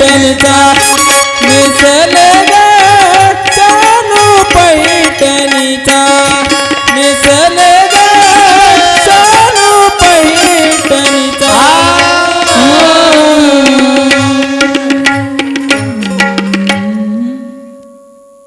शूर्पणखा कशी सजून आली, ही निळोबरायची गोळ नाही बरं. ही पुतळ्या डोरलं साकळ्या आपला कंबर पटा, नाकात नथ घालोनी सारा थाटमाट करुनी, सारा थाटमाट करुनी नेसले गे शालू पैठणचा. इकडे लक्ष आहे माझ्याकडे तुमचं. झोपडीच्या दारात इकडं तोंड करून बसलेत राम आणि सीता. सीता पलीकून आहे, राम अलीकून आहे. बाई वरला कुण आली या माय, आणि आली ती आली आणि डायरेक्ट रामाच्या खांद्यावर हात ठेवलाय असा.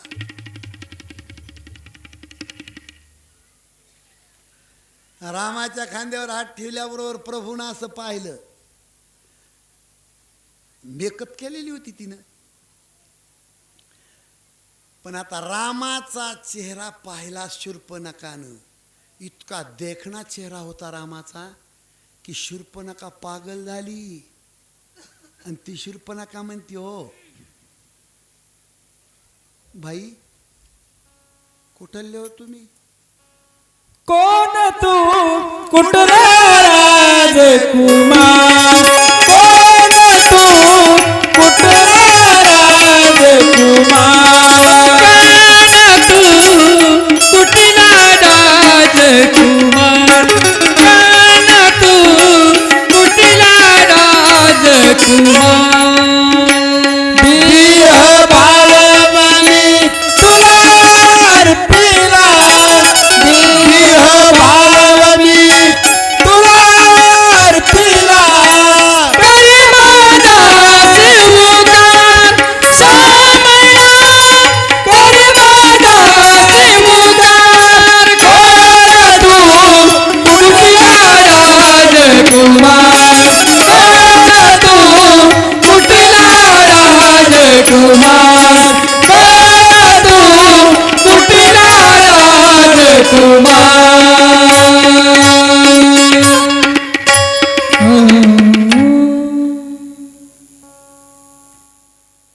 ओ कुठले तुम्ही?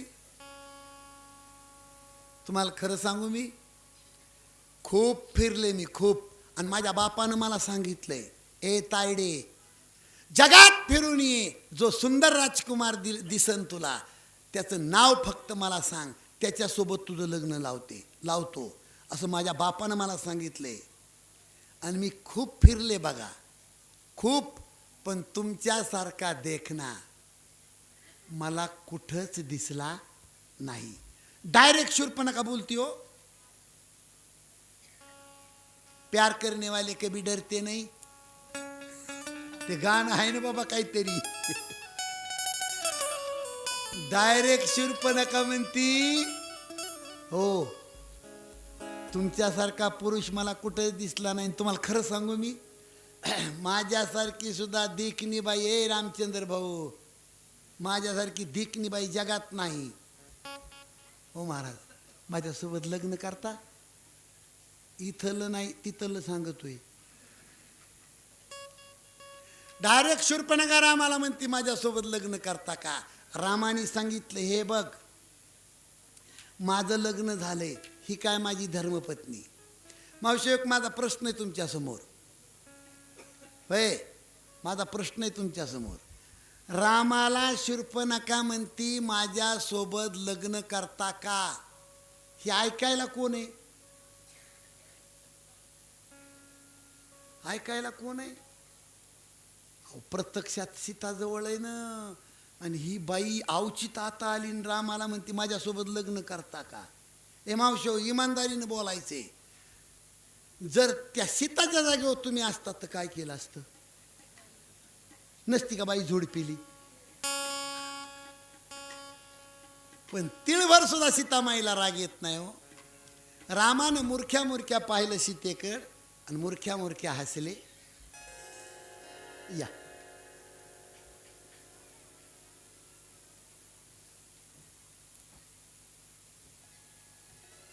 या या या जागा आहे, पुढे या.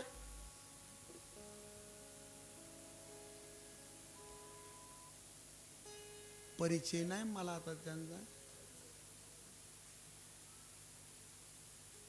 राजू पाटील चापटे, चापके.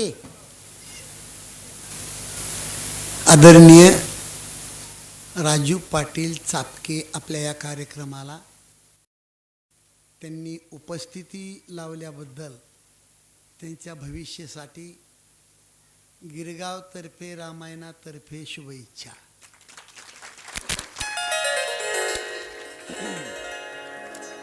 काय सांगत होतो मी? थोडं मागं सरा, म्हणजे तुमच्या माना टांगायच्या नाहीत. पटांग नाही, मागं सरा, सरा मागं. हो, शूर्पणखा. एक 10 मिनिटं फक्त, मग आरती करू आपण. काका राहू द्या, संध्याकाळी लावू, राहू द्या. इकडं लक्ष द्या. शूर्पणखा रामाला म्हणते, माझ्यासोबत लग्न करता का? त्यावेळेला रामाने मान फिरवली आणि मूर्ख्या हसले, सीतामाईकडे पाहिलं. याचा अर्थ असा की अगं ए बाई, माझं लग्न झालं, ही का माझी धर्मपत्नी? बसा.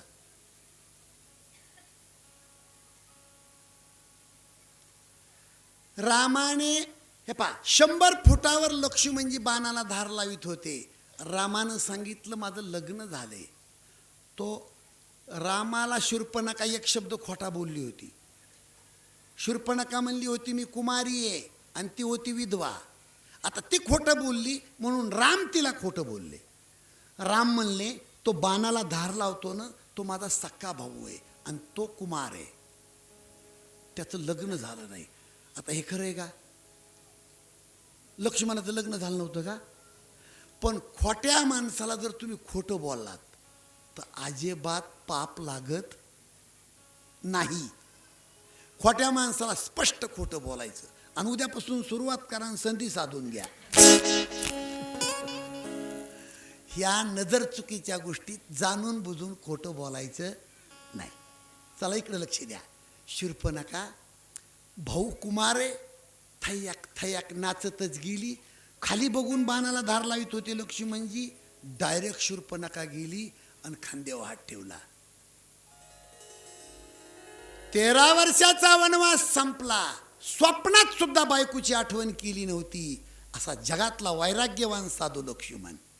आणि डायरेक्ट बाई त्याच्या अंगावर जाऊन हात ठेवती, टणकून उडाले.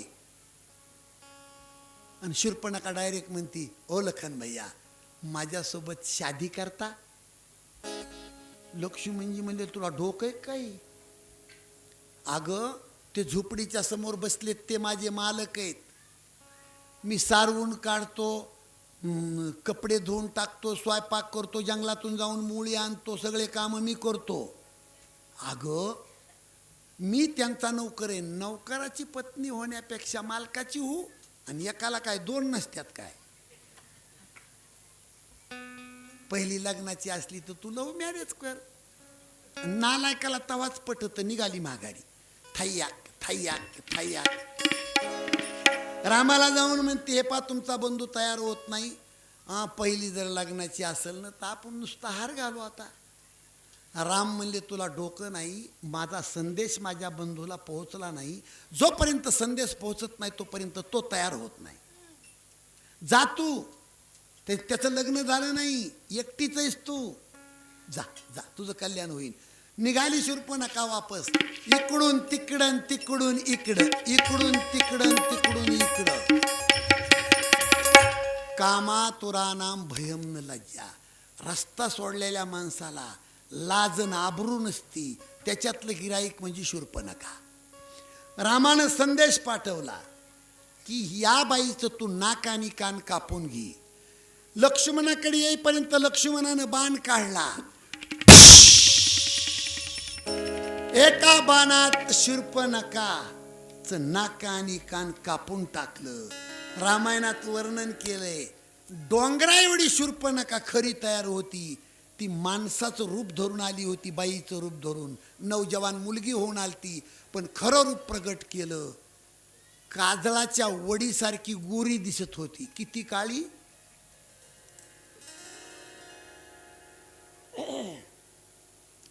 14,000 मावस भाऊ होते शूर्पणखाला. तुम्हाला किती एकाला? खरदूषण 14,000 मावस भावाकडे गेली. ए भैया!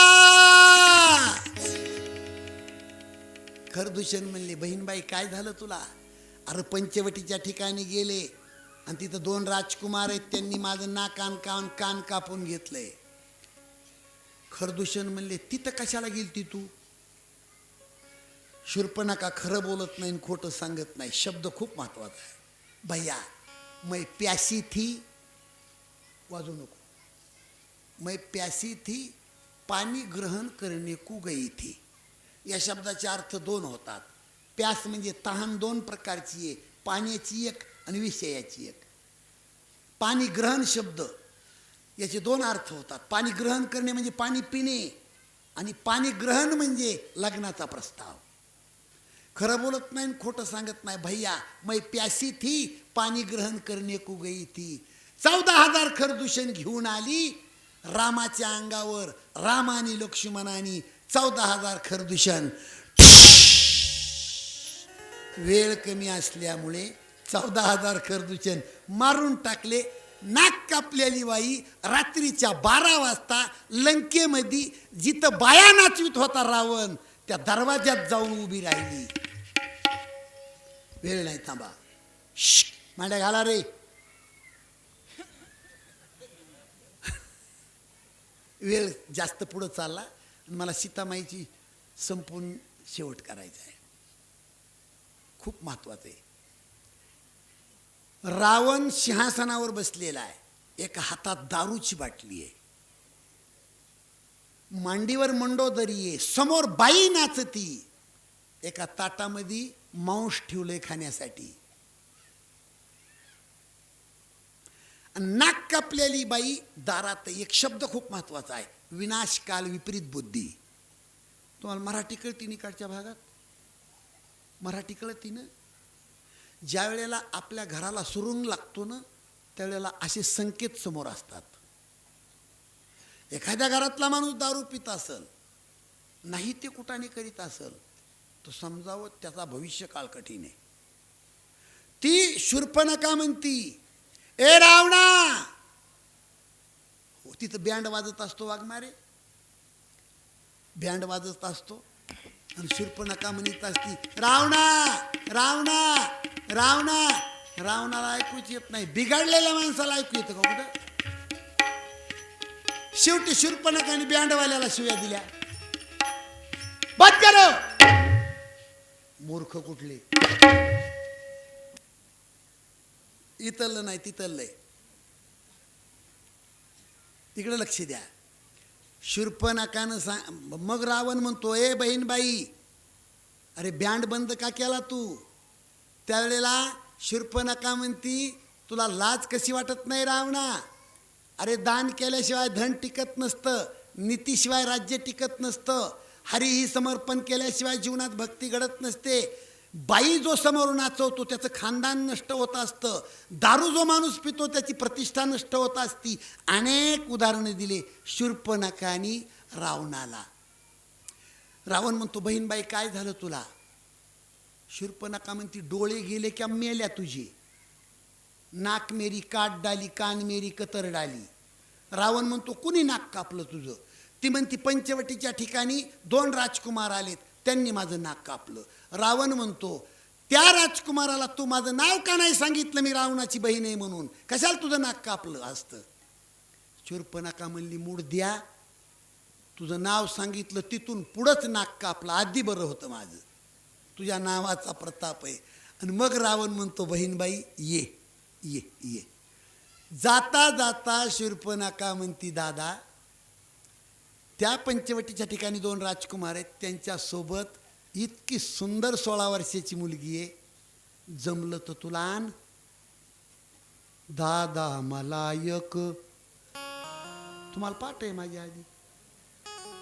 आणि मग दादा बिघाडला, हातात गदा घेतली आणि मारीच मामाकडे गेला. मामा मला सीता चोरायची, तू हरीण होऊन जा. शेवटचा पॉइंट आहे, खूप महत्वाचा आहे.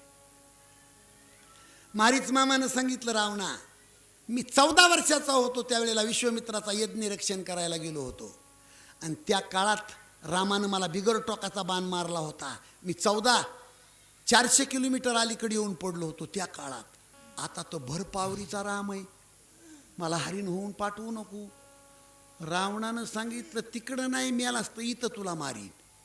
हरीण होऊन जातो का नाही. मग मारीच मामा म्हणतो मनातली मनात, गरीब आणि श्रीमंताच्या नादाला कधी लागायचं नाही. म्हणून तुमच्यासाठी सांगतो, इथं 9 लक्षणं सांगितले. मोबाईलवाले मालक इकडे लक्ष द्या.